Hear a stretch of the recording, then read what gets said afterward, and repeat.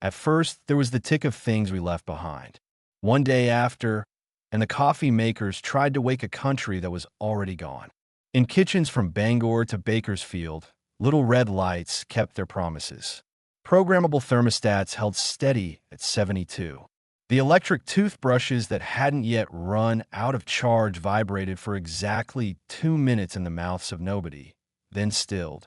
A subway train between Hoyt and J Street waited for a signal that would never turn green, the lights along its tunnel humming, the advertisements on the walls offering shoes and tax services, and a summer blockbuster now permanently opening this Friday. The automatic doors at the grocery store breathed open for a woman with a cart that wasn't there, and then sighed shut again, the sensors patient as saints. In a farmhouse outside Kearney, Nebraska, a brindled dog named Rookie stared at the mudroom door the way he always had when the truck engine faded down the gravel road in the morning. Only this time the engine had faded yesterday and hadn't returned. Rookie's bowl was full and would be for a while because the automatic feeder dispensed its measured rations twice a day, little clatter of kibble falling like rain into a tin pan. He nosed it, ate dutifully, then padded into the living room to watch the front window for dust plumes on the drive. The television was on a pause screen, a football game fixed forever at the moment before the snap. A fly traced an infinity symbol against the glass. The cities ran on momentum. Elevators kept their positions. Office printers, scheduled to wake and do a self-test on Mondays, awakened in glass and steel towers to push a single blank page into their own mouths and then, satisfied, went back to sleep. On a balcony overlooking Biscayne Bay, a basil plant slumped with thirst in a terracotta pot, its soil dry as crushed crackers. In a little refrigerator beneath it, bottles shivered against one another when the compressor kicked on. The air conditioners labored, happy for work, and the grid shouldered the burden like a tired mule that still remembered the field's furrows. In a lab in Palo Alto, a treadmill kept the last speed setting the runner had dialed in, then idled. The sensor on the back door blinked red to show it was locked, because it was polite to blink about such things. Two Roombas in two separate apartments began their morning journey from their docks, bumping gently against chair legs and dusty baseboards, making their familiar paths, ingesting what crumbs the breakfast had left behind and some the dinners had planned to leave. In one of those apartments, a fern by the window counted sunlight by instinct. In the other, a sourdough starter for which a woman had fed and sung and kept a little ledger pouted in its jar and bubbled once, then quieted, then thought about being the same thing it had always been back when time was yeast and patience in hands. In the desert outside Barstow, a billboard reading, "See the world's largest thermos," sagged a little more into its supports, and the lizards ran their electric lines through the heat. Somewhere on the interstate, a self-driving delivery van that had been waiting on a human touch after a software update simply waited. The radio station stayed up for a while. The top 40 songs kept insisting that we were invincible, that tonight was the night, that if you loved me, you'd say it. A late-night host laugh repeats in a loop on a streaming service, playing to an empty couch in an apartment where a cat named Earl finally decides he has earned the right to walk across the coffee table. Rivers went where rivers always go. The Missouri took what it wanted from muddy banks, licking at the wooden piles under a little fishing dock until they softened and swayed. A kayak chained to a post rocked, lonely in a current that didn't care. In New Orleans, a brass trombone in a velvet lined case in a shotgun house vibrated on the faintest bass notes drawn out from a radio that would soon cut out, the horn still tasting of oil and saliva, still bright as a half-remembered sunrise.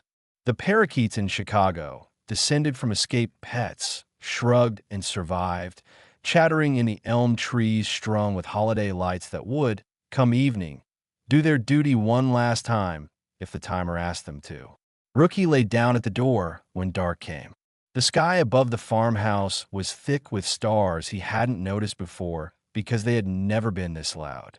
Coyotes pushed a chorus down from the tree line.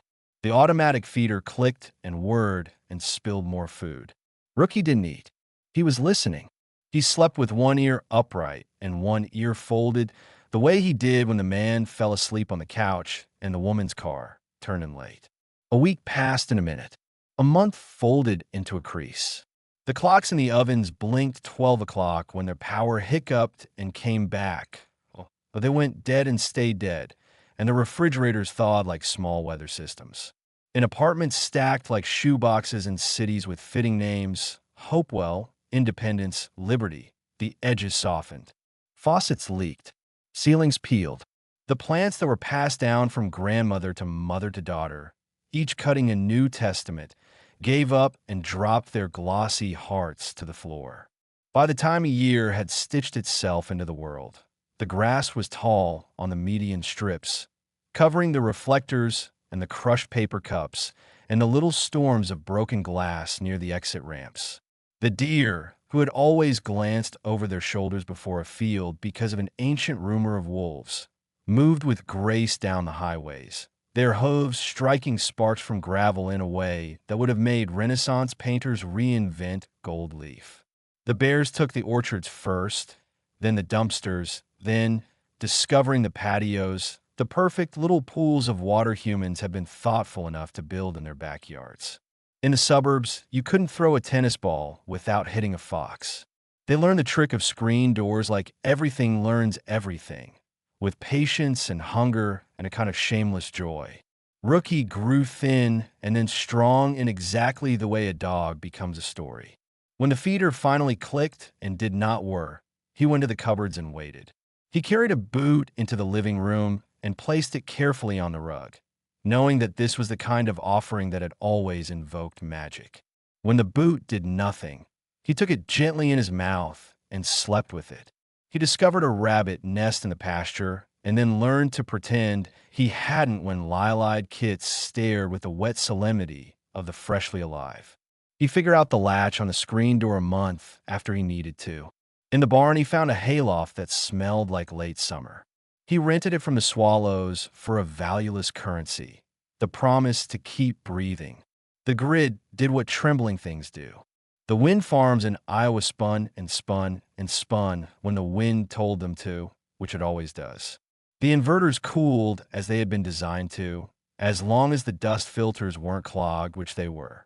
The solar arrays gathered their daily paychecks of photons and tried to send them where they should go, but where they should go had always been managed by a choreography of men and women watching monitors and making decisions about where to store and what to shed, and now the electrons tried to carry themselves like children crossing a busy street without the crossing guard. Lines overloaded. Breakers tripped. Sections of the web fell asleep.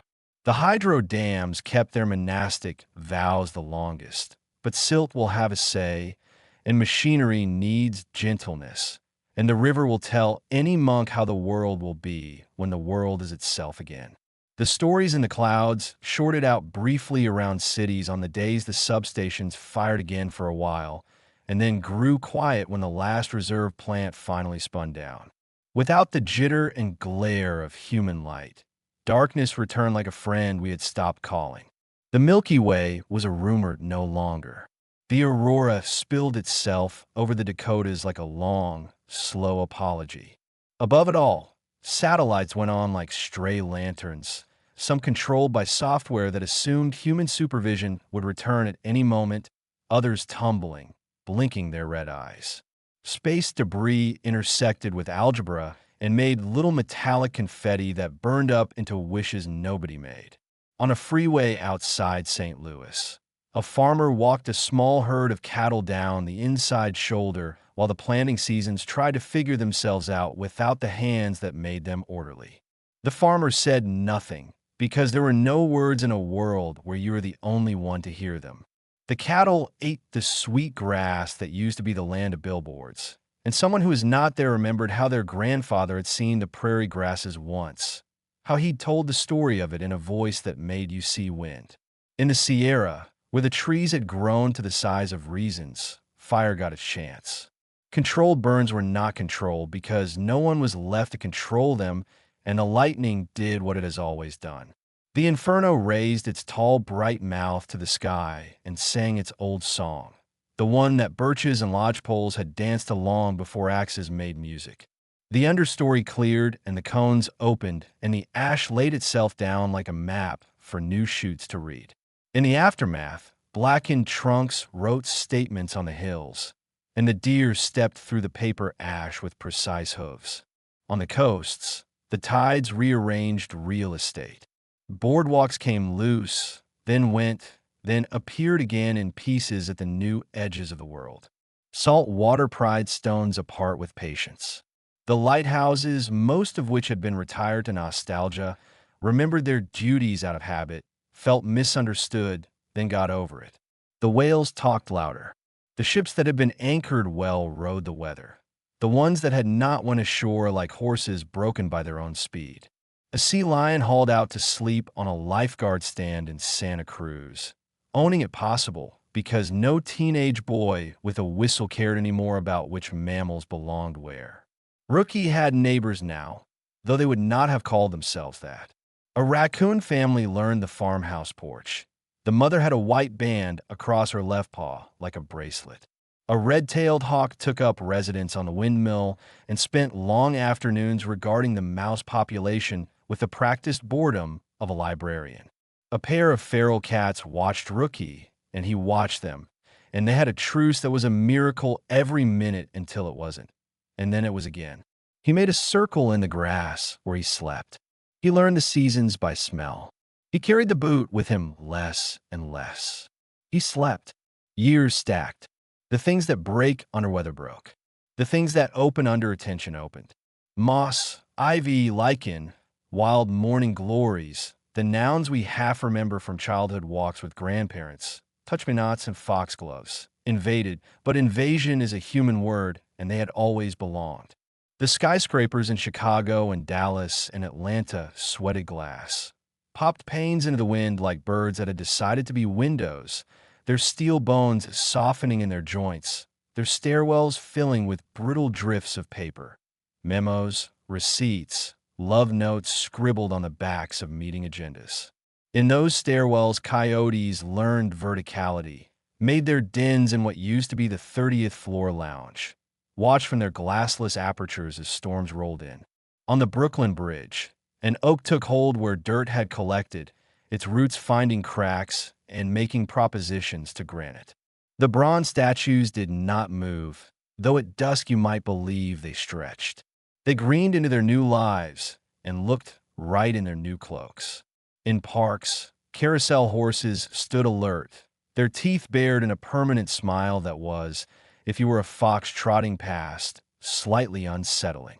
The zoos opened themselves, thoughtfully or not.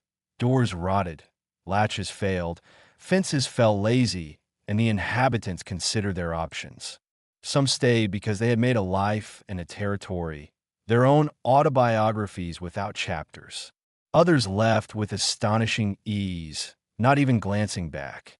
An orangutan in Houston padded down a service road, and then through a gap in a hedge, and then into a neighborhood, and then into the green like a sentence finding its way out of a paragraph.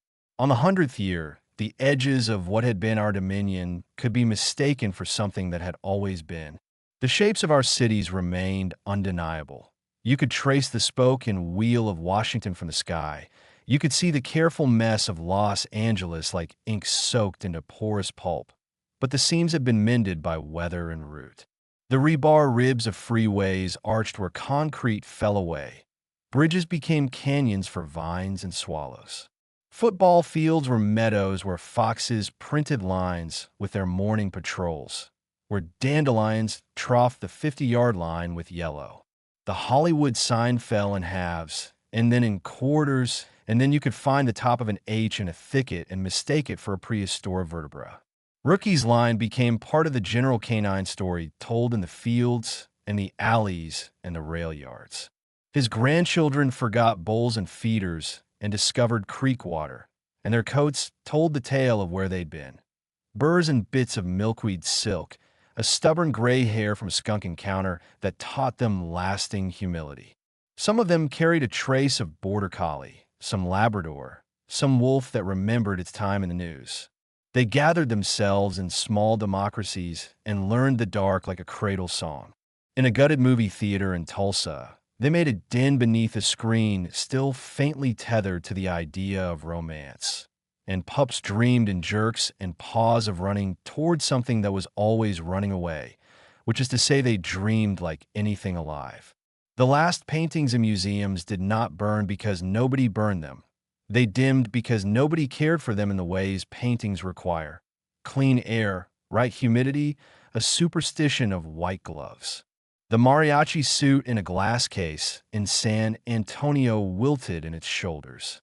The dinosaur skeletons, however, smiled their old smiles, happy to be part of rock again. A storm let itself in through the roof of a library in Providence, and the ink ran like tears across the pages and into the floorboards and out into the street, where it joined other inks and became a river. And that was fine because stories are meant to move. The guitars hanging in Nashville tuned themselves wrong, and then broke a string, and then another, and then hung like rib cages lit sideways. There were no human anniversaries, so the 100th year did not throw a parade. But if there had been banners, they would have been made of cloud and wind. The Beavers did more work than anybody. They rearranged creeks into the maps of their dreams and made wetlands where cul-de-sacs had wanted to be forever. In Ohio, a mall became a lake. The escalators under the lily pads were sly and excellent. Turtles lined up on the glossy handrails and thought ancestral thoughts. Otters discovered how much fun a shoe store could be if it's underwater and you're an otter. Above the new forests, the red-tailed hawks still took their steady surveys with the same slow, sure wing beats. In a voided municipal stadium in Phoenix, a pair of bobcats made a life beneath the shade of what used to be Section 102, and their kittens wrestled in the dust, and then laid down in the exact shape of sleep, as if sleep were a choreographed sport. The solar arrays that had not blown to pieces in storms sat tilted under a century of pollen, their glass dulled to a moonlight sheen, and between the panels sage crept in, and then rabbits, and then the foxes who read the rabbits like a map. A little further north, in a school whose windows had let go gently, textbooks lay open on desks where a century of curious hands and bored elbows had polished the wood smooth, and on one page a diagram of the human heart illustrated with red and blue arrows explained oxygenation with perfect patience. A swallow built a lacework out of mud and grass over the vena cava and raised her clutch there, and when they fledged, they passed like punctuation through the empty halls. And if there had been anyone to watch, they would have stood and applauded because the sentence was excellent. Sometimes the road remembered us exactly enough to hurt. In the dust at a rest area in Utah, a child's handprint on the side of soda machine survived for years because the weather conspired to keep it dry and shaded. A cheap plastic toy lay beside it, its face still smiling a luminous orange grin at nothing at all. Somewhere in Maine, a note left under a magnet on a refrigerator. Gone to get lobster. Back by 6. Love you. Dissolved at last in one summer where the humidity climbed like a ladder. In a church in Savannah, a flower girl's basket shrank into its wicker memory under the gaze of a statue that had watched the long, slow argument between decay and ornament her whole granite life. And sometimes there was only the joy of it. The pelicans above the gulf dipped their bellies in the skin of the water the way they always have, taking the temperature of the day. The fox kits practiced their pounces in the long grass where outfielders once signaled fly balls. Lightning bugs wrote the night in Kansas as if paid by the adjective. In Alaska, the salmon ran up streams that had run so long without us that the salmon forgot us, which was a blessing, because to forget and to be forgotten are both forms of mercy. The storms came on schedule and off. The droughts argued their case and won some years and lost others. The snows took the mountains and then receded, and marmots whistled their jokes across talus fields as if the punchline might still be understood by a passing hiker. Rookie did not live 100 years because dogs do not, but his story lingered, unrecorded except in paw prints and the complicated routes his children used to circle around things. The hayloft collapsed at last into a sweet-smelling ruin, and grass came up through it in a bright green apology. The windmill broke its shoulder and leaned, and a new oak, by the cardinal law of oaks, took the vacancy as a calling. Under the oak in the summer of the 100th year, count the rings, count all of it. A feral dog with a brindled coat that glowed like toast in the afternoon light lay down with her puppies, and in their sleep their mouths moved gently, as if convincing the air to love them, which the air did. In what used to be a living room in a house whose number had fallen off and been carried by ants and become a landmark in the small country of ants, a boot sat in a corner. It had been cleaned by mice and beetles and rains and the long, soft fingers of time to a color that was only itself. One of the puppies, curious and hungry in the moral sense, found it, nosed it, and curled up beside it. The boot was not an altar, and the puppy was not a pilgrim. But if you watched long enough, everything became a metaphor. From a field came a sound like somebody laughing, which was only wind in the grass. In the ceiling, a swallow clicked, then settled. Some satellites still crossed the sky, the oldest ones now, like elders in a village of light. They carried nothing but momentum and the stubbornness of objects. When they fell with modesty and burned into wishes nobody made, though on some nights, if you had been there, if you had been a person watching a streak across the sky, you might have closed your eyes and thought of a name. But there was one thing the world did perfectly without us. It continued. The rivers shouldered their century of languages toward the sea. The forests leaned into the sun.